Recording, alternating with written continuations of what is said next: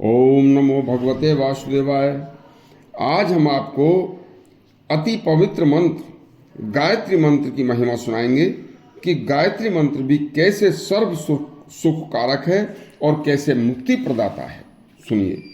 सिद्ध संत श्री पुरुषोत्तम आचार्य जी ने बताया कि गायत्री मंत्र के जप से इस लोक में सिद्धि और परलोक में मोक्ष प्राप्त का एक सरल और महान उपाय है। उन्होंने स्वयं बताया कि एक दिन एक युवक को लेकर उसके परिवारजन मेरे पास आए और उन्होंने उसका बहुत इलाज कराया था, लेकिन वह बीमार था और वह ठीक नहीं हो रहा था।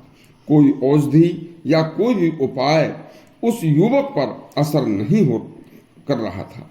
हालत दिनों दिन बिगड़ती चली जा रही थी।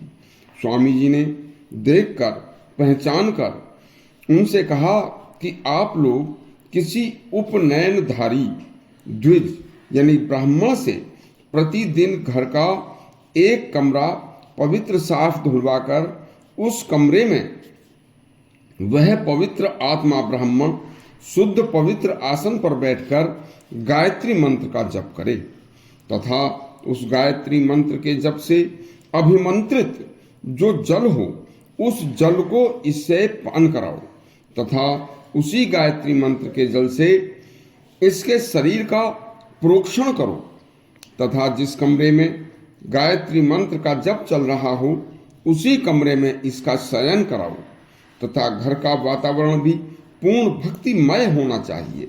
मैं पूर्ण विश्वास से कहता हूं कि यह युवक निश्चित रूप से स्वस्थ हो जाएगा। उन्होंने स्वामी जी की बात मानकर एक पवित्र ब्राह्मण से गायत्री मंत्र का जप कराना शुरू कर दिया। 4 घंटे तक ब्राह्मण जप करते थे।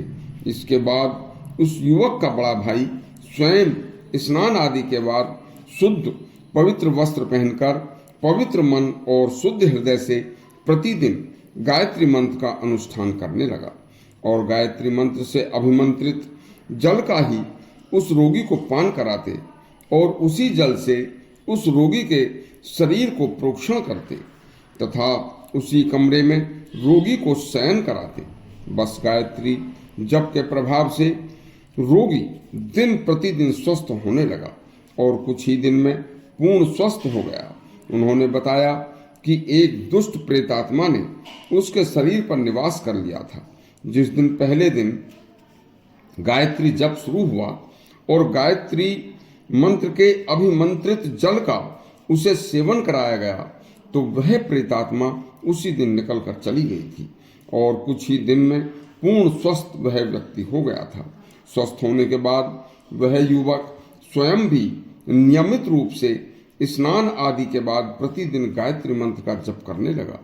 और अब आपको गीता, गंगा और गायत्री के महत्व का वर्णन हमने सुनाया। कल आपको गया में श्राद्ध का क्या महत्व है वह बताएंगे। तब तक के लिए आज्ञा दीजिए। धन्यवाद।